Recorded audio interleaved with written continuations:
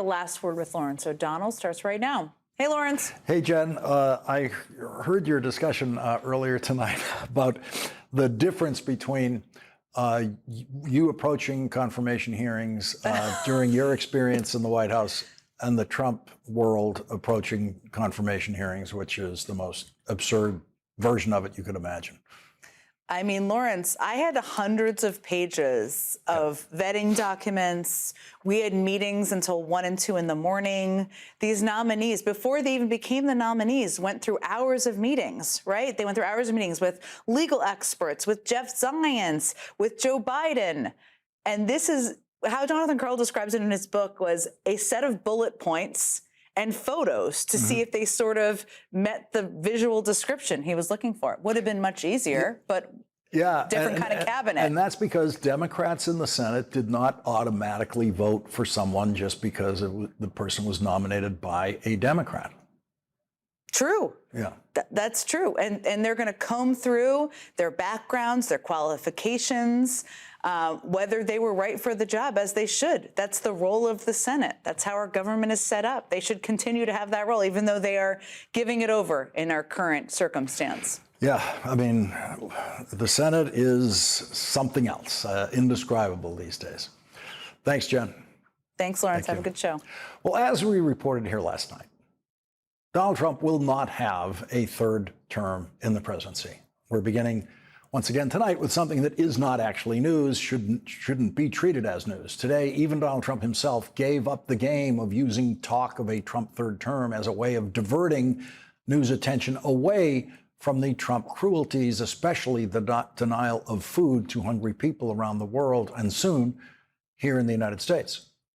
That is what the third term talk was supposed to do, and largely succeeded in doing, get the TV pundits to talk about the third term, instead of talking about taking food and medicine away from the poorest people in the world when Donald Trump closed down the United States Agency for International Development. Have pundits talk about the third term in welcoming tones in right-wing media and terrified tones in the rest of the media, so that they are not talking about the Epstein files, so that they're not talking about Donald Trump becoming the first president in history to suspend the food stamp program, the Supplemental Nutrition Assistance Program. This program always recognized the Trump third term talk as a diversionary tactic, not to be indulged, but only to be identified as the diversionary tactic that it is. Today, Donald Trump himself finally was forced to admit today, no doubt at the urging of Republicans in Congress, who would find it unbearable to go into next year's congressional elections with Donald Trump threatening, no matter how empty the threat, a third Trump term.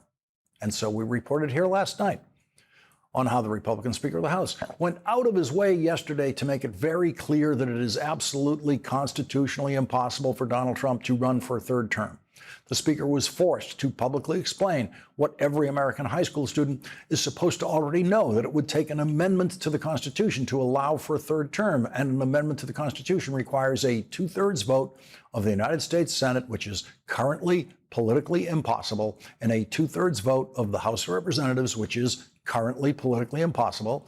The amendment would then have to be approved by 3/4 of the states, another political impossibility in today's politics. In fact, a new best-selling book by Harvard history professor Jill Lepore makes the convincing case that amending the Constitution has become politically impossible in this country. And so, impossibility is written all over the notion of a third presidential term, and Republicans are supposed to know that, because it was the Republican Party that created term limits for the presidency through a constitutional amendment. After the most popular president in history, Franklin Delano Roosevelt, was elected president 4 consecutive times beginning in 1932, Republicans went to work to prevent that from ever happening again. After his final re-election campaign in 1944, President Roosevelt died in office the next year, in April of 1945, with the end of World War II in sight. Before the next presidential election, Republicans in Congress introduced an amendment creating the term limit in the presidency of 2 terms. It was passed in the House of Representatives and the Senate, with every Republican voting for it, while most Democrats voted against it. The amendment was finally ratified in 1951, which meant that every president after Franklin Roosevelt was subject to a 2-term limit, thanks entirely to Republican Party bitterness about Democrat Franklin Delano Roosevelt winning the presidency 4 elections in a row. Donald Trump knows none of that because it lives in a space called history, about which Donald Trump is functionally illiterate. Today on Air Force One, while speaking to reporters lobbing the softest of softball questions, as usual, Donald Trump was asked, "Sir, Speaker Johnson says that he told you that there's no time to amend the Constitution to allow you to serve a 3rd term. Is that an accurate representation of the conversation you have?" Donald Trump: "I don't know. I don't want to even talk about that because, you know, the sad thing is I have my highest numbers that I've ever had." Okay, let's pause for a parenthetical on those highest numbers he's ever had. The highest approval rating Donald Trump has ever had was 49% during his first term as president, according to Gallup. His approval rating is currently 41%. In other words, like his first term, Donald Trump is carrying an approval rating that would make it impossible for him to win re-election to the presidency. Every Republican president in the history of polling has had higher poll numbers than Donald Trump has ever had. George W. Bush's top approval polling was 90%. His father before him, George H.W. Bush, reached an 89% job approval. Ronald Reagan won 49 states in his re-election campaign as a Republican president. And the Republican president who was never elected, President Jerry Ford, hit a high of 71% for his job approval rating. Richard Nixon, who left office in disgrace, won his 2nd term by winning 49 states. General Dwight Eisenhower, who won World War II in Europe, became President Eisenhower in 1953 and had approval ratings far above Donald Trump's best day. There has never been a Republican president in the history of polling, which began in the 1930s, who did not hit much higher approval ratings than Donald Trump has ever had. Donald Trump finished his rambling response to that reporter by saying, quote, "You know, based on what I read, I guess I'm not allowed to run. So we'll see what happens." He doesn't read anything, so he doesn't mean the Constitution. The next question to Donald Trump was, "Speaker Johnson says you're trolling when you talk about a 3rd term. Are you trolling or are you serious?" To which Donald Trump said, "I don't think he said that. I don't think he used that term." Oh, really? The Trump 2028 cap is one of the most popular that's ever been produced, and he has a good time with that, trolling the Democrats. Yeah, Donald, he said trolling. Donald Trump's next line was also a lie. Quote, "It's a very interesting thing. I have the best numbers for any president in many years, any president." Lie, of course. And then he closed this chapter of Trump constitutional lunacy with this line. And I would say that if you read it, it's pretty clear. I'm not allowed to run. It's too bad. I mean, stupid.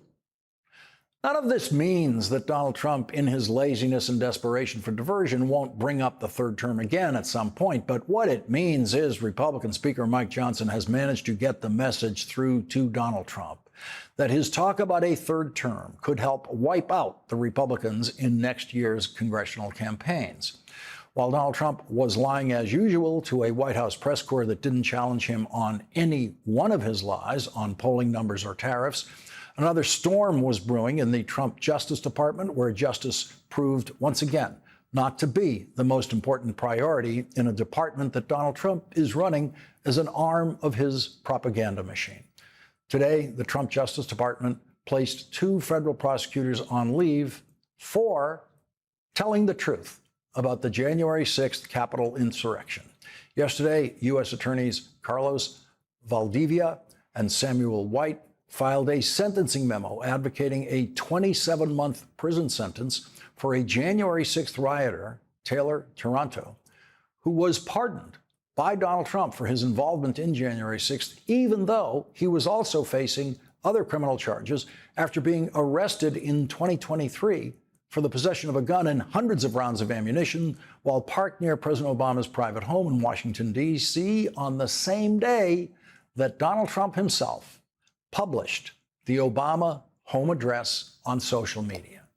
In their sentencing memo, the federal prosecutors wrote, thousands of people comprising a mob of rioters attacked the U.S. Capitol while a joint session of Congress met to certify the results of the 2020 presidential election. Taranto was accused of participating in the riot in Washington, D.C. by entering the U.S. Capitol building. After the riot, Taranto returned to his home in the state of Washington, where he promoted conspiracy theories about the events of January 6, 2021. And the Justice Department has removed the sentencing memo from the docket, claiming that it was filed in error. They then refiled the memo with the offending passages removed. 2 new prosecutors have entered their appearance notice in the case. The sentencing is scheduled for tomorrow. And then there is the joyride that the most incompetent FBI director in history is having for himself on government jets, thanks to the $60 million jet that Kashyap Patel gets to use for dates with his girlfriend, who lives in Nashville, according to a former FBI agent who posted the flight logs. He is the first FBI director in history to fly on the FBI director's plane with a girlfriend. He's the first one since J. Edgar Hoover not to have a wife or children. He is what Kashyap Patel, private citizen and internet ignoramus, said about his predecessor. He's doing much worse than his predecessor, FBI Director Christopher Wray. This is what he said about Christopher Wray. You ground Chris Wray's private jet that he pays for with taxpayer dollars to hop around the country.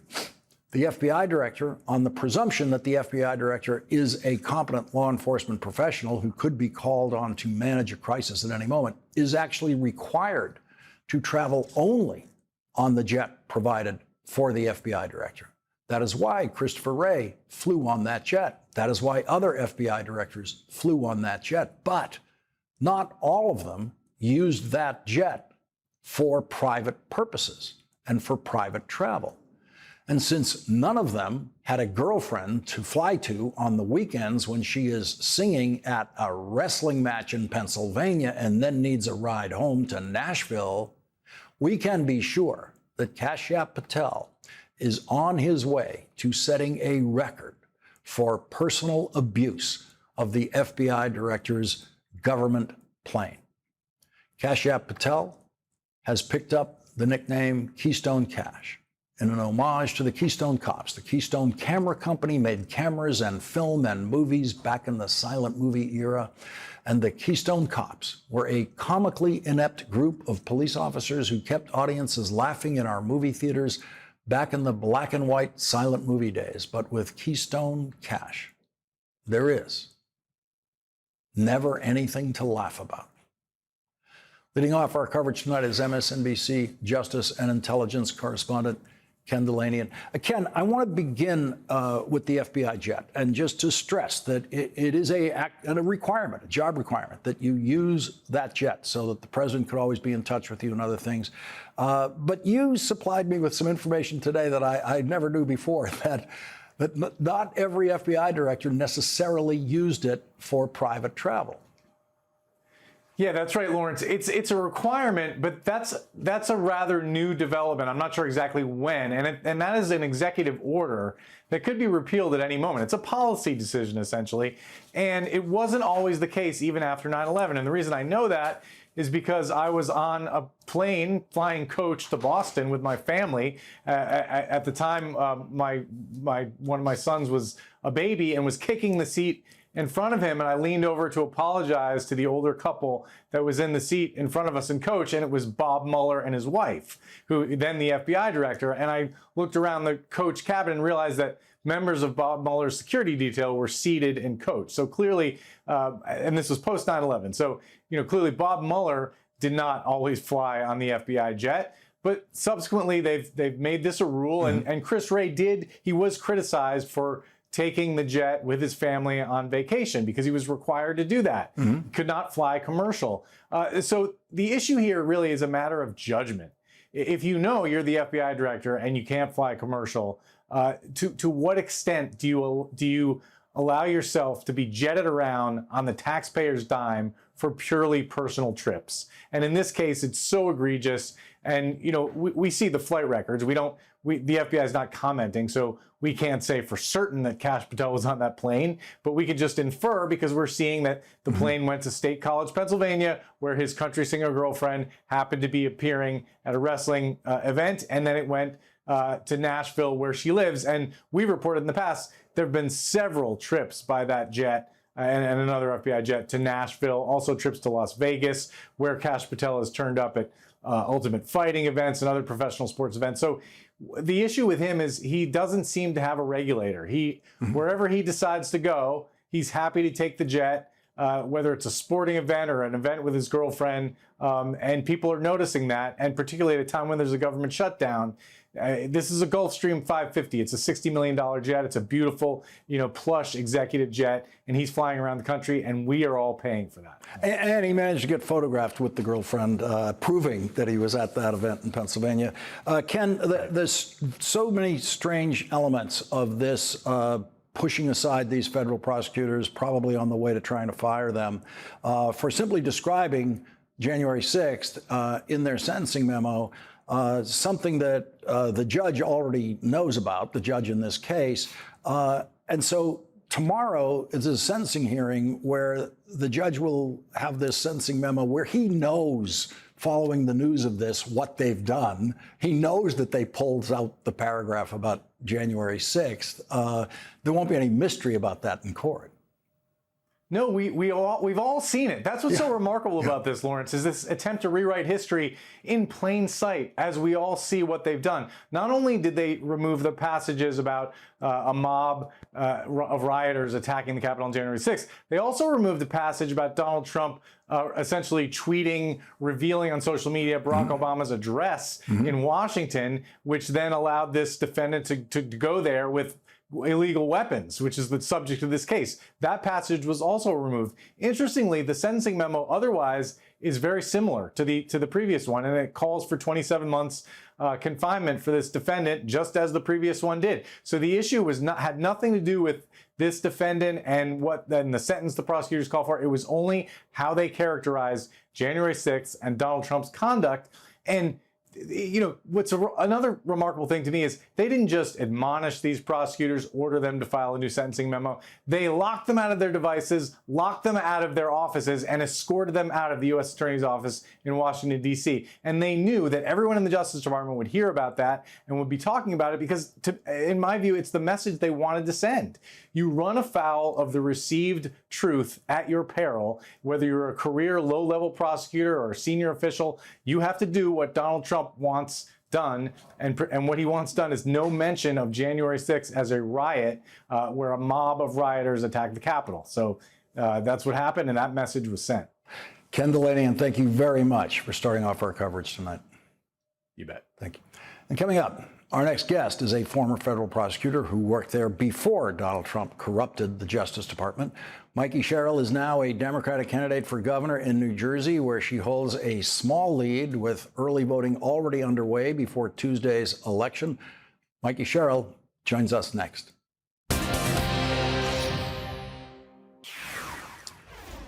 Our next guest is a former federal prosecutor who was an assistant United States attorney before Donald Trump corrupted the Justice Department.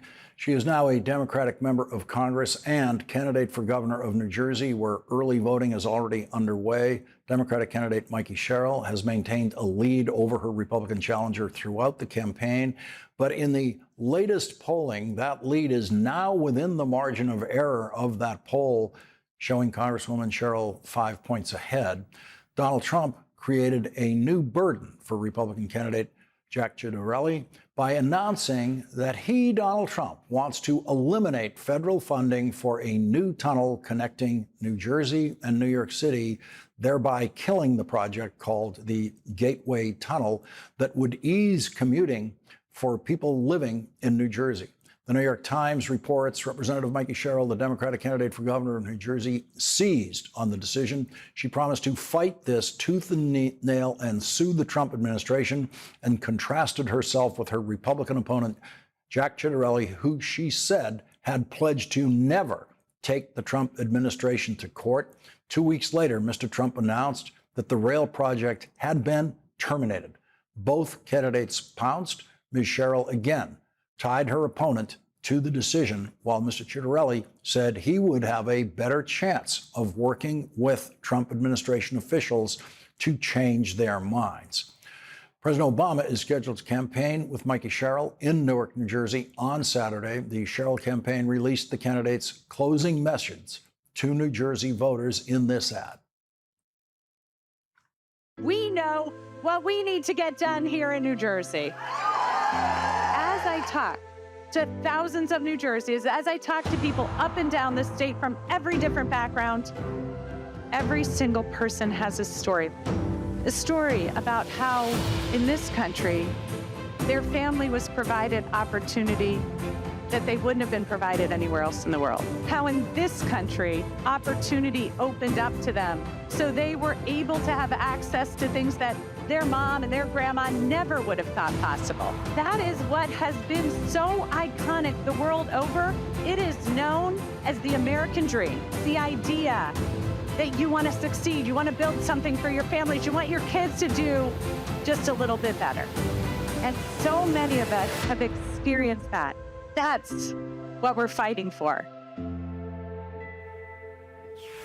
Joining us now is former Navy helicopter pilot, now Congresswoman Mikey Sherrill. She's the Democratic candidate for governor of New Jersey. Thank you very much for joining us tonight. I know how busy you are in these closing hours of this campaign. That closing message is a general statement about an American dream. What is the single most important policy element of your campaign that delivers on that American dream, or would deliver on that American dream message? Well, it's affordability, Lawrence. As we've talked about before, costs are skyrocketing here, and the president's making everything worse. So that's why on day one, I'm declaring a state of emergency on utility costs, using gubernatorial powers like no one else has done to freeze rate hikes and immediately start to drive down costs. Because I want people here in New Jersey to know this is not a 10-year program. This isn't a strongly worded letter. This isn't a study group or working group. On day one, I'm getting to work and driving costs down here in New Jersey. When I saw the news about the Gateway Tunnel project, which is so crucial to life in New Jersey, more important to life in New Jersey than life in New York. There's more pressure in New Jersey to get to New York City than the other way around for work and other reasons. It just seemed to me that this was one of those issues where, as happens in campaigns, where both sides take the same position, that we've got to fight for this. Why didn't that happen on the Republican side? Well, it didn't happen because Jack Ciattarelli, my opponent, is Trump's lackey.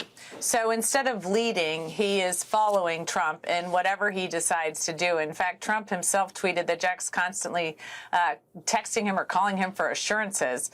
I am committed to leading in New Jersey, and that includes really getting the funding for the Gateway Tunnel done and getting that tunnel done. I've been called the tunnel-obsessed congresswoman, and the fact that the president has illegally said he's going to terminate this project after Congress appropriated those funds means I'll be in court. I will fight him every step of the way to deliver those almost 100,000 jobs to New Jersey, many of them good union jobs, to really fight for those 200,000 people that take the rail tunnels every single day, and Jack won't do it. He won't stand up to this president. Well, I mean, the governor of New York, mayor of New York will also be fighting for the same project. So without the New Jersey side fighting for the project, that, of course, would make it a harder fight.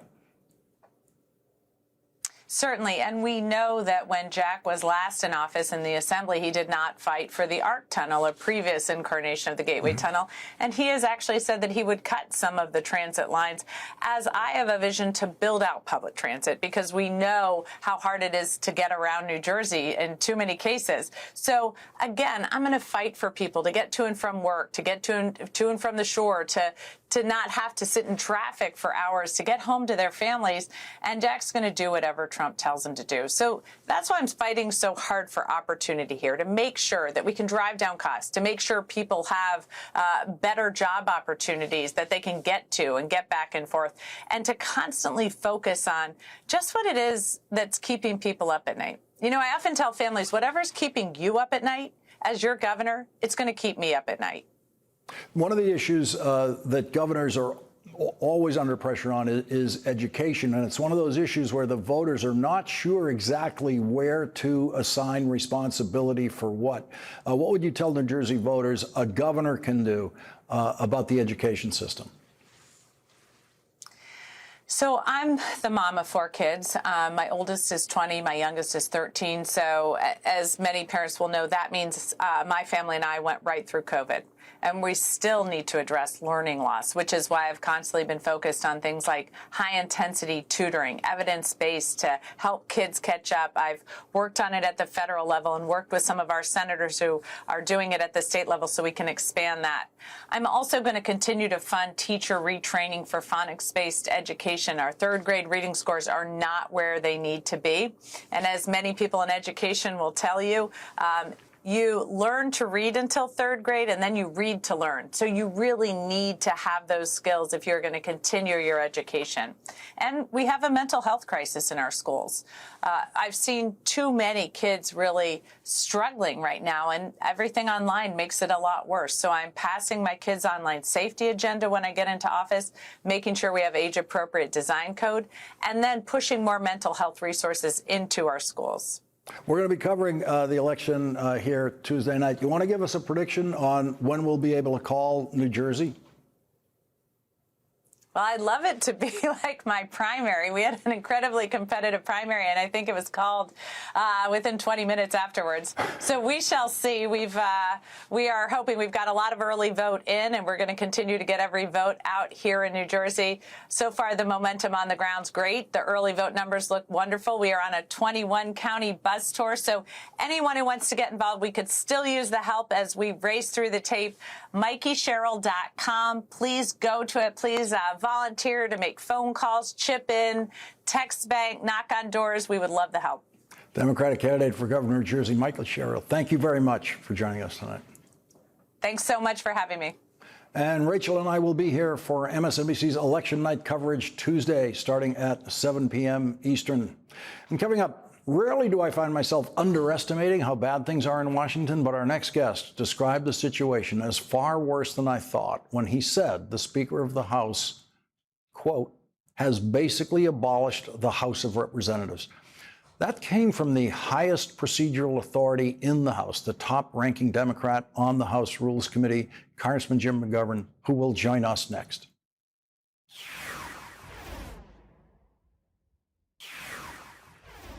In this era of darkness, I try to see clearly how bad things are, including the possibility that they might not be as bad as they first appear.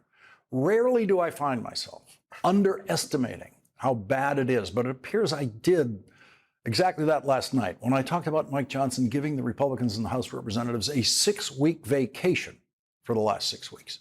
Not one workday in Washington for a single Republican member of the House of Representatives in 6 weeks. But turns out it's worse than that, because someone who understands the House of Representatives far better than I ever will and better than most people who have ever studied it has a different view. Congressman Jim McGovern, the top Democrat on the House Rules Committee, said, we need to start talking about the fact that Mike Johnson has basically abolished the House of Representatives. He has made himself irrelevant and pointless, shrinking the speakership so much that his role has become a pathetic echo of what it used to be.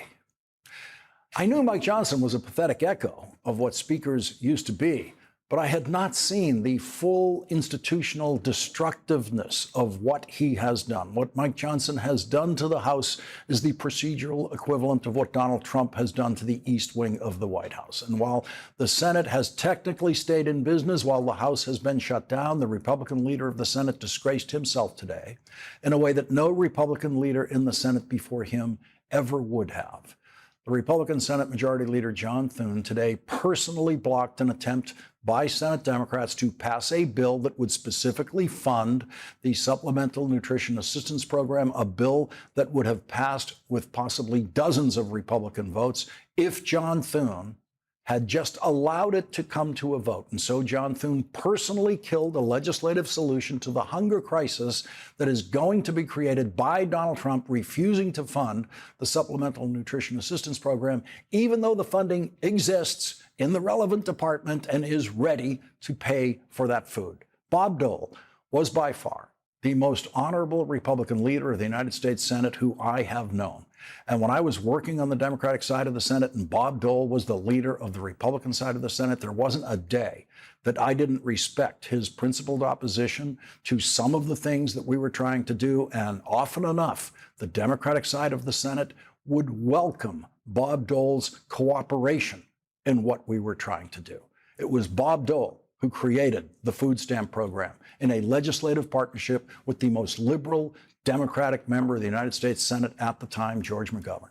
There is no more painful measure of how far the Republicans in the Senate have fallen than the difference between Bob Dole creating the food stamp program and making sure it was always funded, and the current Republican leader of the Senate trying to kill it.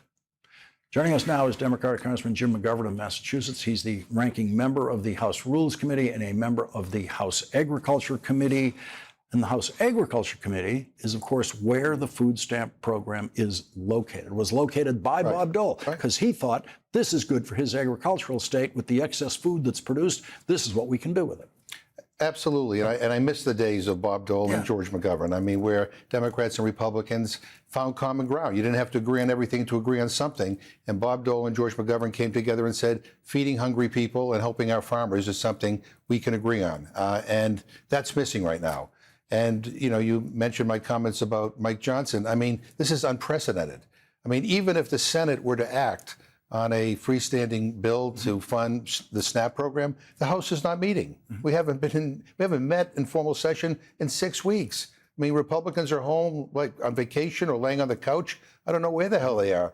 But Mike Johnson ought to tell his Republicans to get their ass on a plane and come back to Washington and get to work. Republicans are big on demanding work requirements for people on SNAP and people on Medicaid. There ought to be work requirements for Republicans to actually show up and do their job if they want a paycheck. The money exists to fund the nutrition program. Nothing. It doesn't matter that there's a government shutdown. That's why it has always been funded during government shutdowns.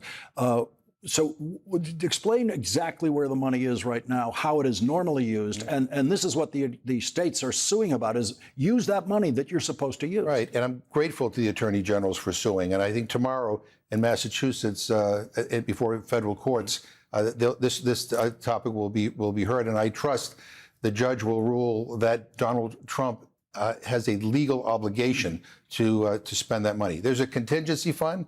There's between $5 and $6 billion in that fund. The USDA has the authority to be able to move other monies around if they want to be able to make sure that everybody gets their food assistance. But for the first time ever, this administration is threatening to withhold food assistance. Now, let me just zoom back a little bit here. Donald Trump ran for president saying that he wanted to put America first, that he wanted to be a champion for working class people and regular people, and he lied. He has hurt those very people. He's hurt my constituents. He's hurt people all across the country. Healthcare premiums are about to double or triple. He wants to take food away from hungry people. He can find $40 billion to bail out this right-wing cuckoo clock in Argentina, but he can't find it within his heart to help 40 million Americans who desperately need this food assistance to be able to put food on the table. I mean, what the hell is wrong with him? What is it like, with your reverence for the institution as it was formerly run, to be watching a speakership like this? You know, I grew up thinking that the speakership was a Massachusetts job. When I was a kid, John McCormick was the Speaker of the House. He represented my district, South Boston, and areas of Dorchester, and then followed by Tip O'Neill, who came from my mother's congressional district, where she grew up. And you see these giants that we grew up with, watching them run the House of Representatives. Now you see this. Yeah, I mean, I think the difference was that people like Tip O'Neill and John McCormick and my old boss, Joe Moakley, you know, they had convictions. I mean, they ran for office to help people, not to screw them over. And it's really different now. I mean, what's really sad about the current state of affairs is not just Trump. I mean, he's a lousy president and a lousy human being, but Republican colleagues who, over the years, I've worked with on legislation to help people in this country, whether it's in the area of combating hunger, you know, or helping support medical research. Those Republicans basically, you know, have fallen into line. They're afraid to cross Donald Trump. They're not the same people they used to be. They've just folded. They've caved.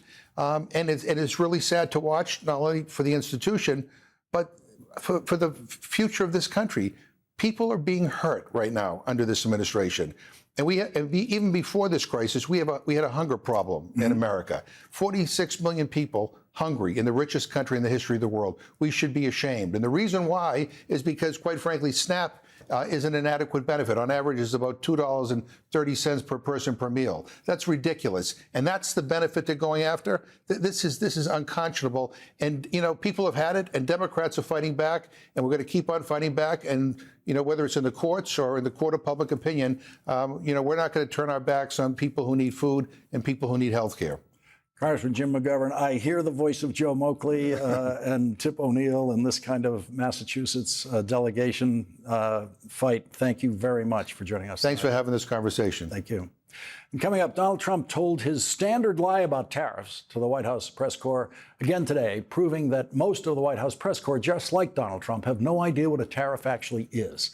An expert on tariffs and everything else in the federal budget will join us next when we hear from Pennsylvania Congressman Brendan Boyle.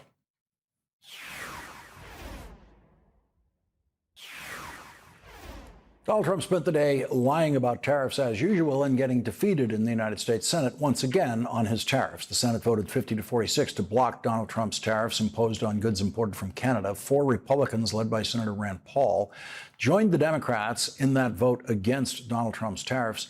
Speaking to reporters on Air Force One, Donald Trump told this lie, quote, "Hundreds of billions of dollars are coming into our country primarily because of the election result, but the real reason is tariffs.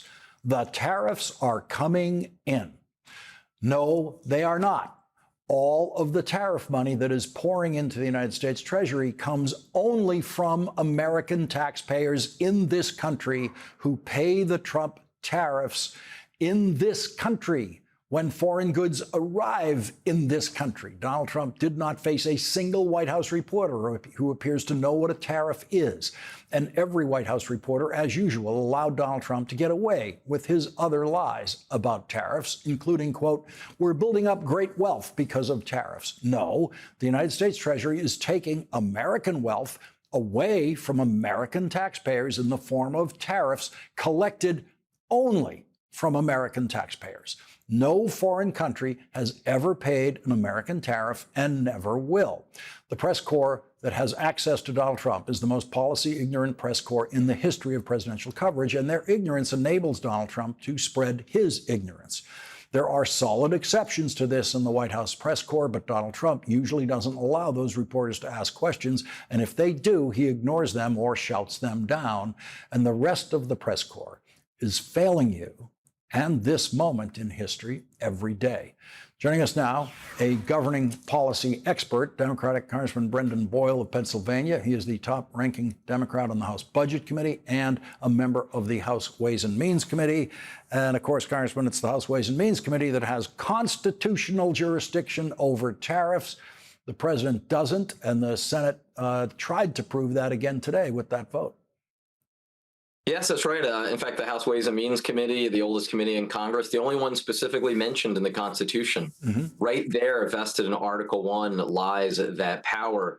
It is pretty remarkable the way so many of my Republican colleagues, almost all of them, were elected in their own right and yet have voluntarily ceded the power entirely to the executive branch. So today was actually significant in the Senate because we finally saw, for the first time, I believe, in these 9-10 months of his presidency, we saw 5 Republican senators actually break rank and finally end this alleged emergency power that Trump has been abusing.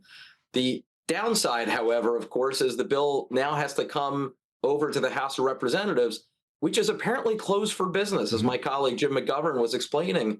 Remarkably, we haven't been in session for 6 weeks because Mike Johnson's fall break for his members, this extended paid vacation, is actually continuing. And it looks like it's going to be for another week, a 7th week next week. Disgraceful, shameful. But, you know, if you're someone on the right like Steve Bannon, who wants an all-powerful, autocratic executive branch, one way to achieve that is to have a Congress that literally is shut down at the moment. So, as I understand it, the Trump position is we're just pulling in all this money from tariffs, but we absolutely do not have enough money to feed hungry people in this country. I mean, it's hard not to laugh, and you would, except for then when you remember, my God, it's going to be millions and millions of people who are missing a paycheck or who are relying on those food benefits, who now won't get those benefits literally within days. So the reality is this administration could release the money for SNAP if it wanted to. Let's not forget, the USDA, which administers the program, does have essentially a rainy day fund, which does have enough in it to cover about 3/4 of benefits for this month. The reality is they just don't believe in the program. Let's not forget, this is the same crowd that 4 months ago, in what they used to call their big, beautiful bill, they included in there $187 billion worth of cuts to SNAP, the largest cuts to nutrition assistance in American history. Congressman Brendan Boyle, thank you very much for joining us tonight. Thank you. We'll be right back. That is tonight's Last Word.